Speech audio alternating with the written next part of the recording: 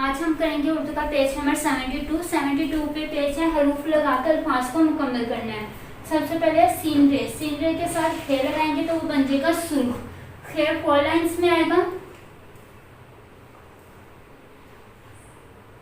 उसके बाद है मीम शीन रे मशरिक, काफ आएगा तो मशरिक बन जाएगा। काफ आपका जो सेकंड लाइन है उसके ऊपर से इसका हेड बनेगा और ये 3 लाइन्स का। उसके बाद अलिफ और वाव, वाव के ऊपर शद, अलिफ वाव और इसके साथ लाम 4 लाइन्स में आएगा तो अव्वल। घास घास बनेगा, घा पर घा, सीन घास, सीन 4 लाइन्स में आएगा।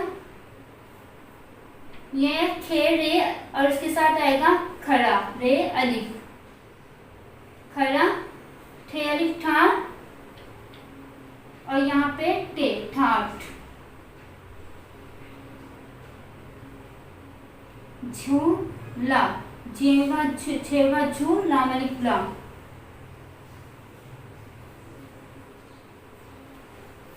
बेवा बोल लाम बोल 4 लाइन्स में लाम। थे अलिफ था लाम थाल।